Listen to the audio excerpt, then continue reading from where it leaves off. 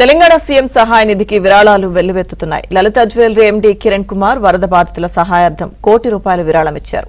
Telangana CM Revanth రెడ్డిని స్వయంగా కలిసి చెక్కు అందజేశారు.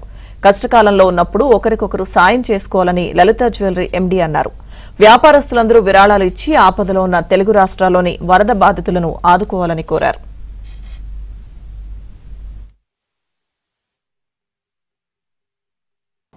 ఈరోజు నిన్న వచ్చేసి ఆంధ్రప్రదేశ్లో 1 crore ఇచ్చినాము.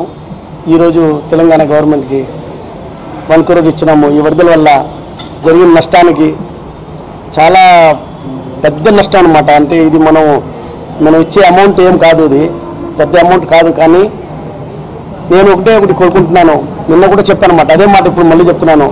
ప్రతి ఒక్కరు సాయం చేస్తే ఈ 2 దేశాలు మన తెలుగు రాజ్యాలు తొందరగా బాగైపోతాయి. అంటే చాలా నష్టం జరిగింది. పొలాలు కానీ ఎంత రైతులు కానీ చాలా కష్టపడుతున్నారు. సో మీ ఛానల్ మూలంగా చెప్పాల్సింది ఏంటంటే ప్రతి ఒక్కరు కలిసి సాయం చేయండి, శక్తిని పొడదు. అంటే మీరు ₹100 కూడా ఇవ్వండి, ఇస్తే ఇది అందరికీ ఉపయోగపడుతుంది అని నేను మనస్ఫూర్తిగా కోరుకుంటున్నాను. మరోవైపు Mytro energy group and Akshat green tech private limited company డైరెక్టర్లు విక్రమ్ కైలాస్, రవి కైలాస్ కలిసి వరద బాధితుల కోసం ₹1 కోటి విరాళం ఇచ్చారు. సీఎం రేవంత్ రెడ్డిని కలిసి చెక్కును అందజేశారు.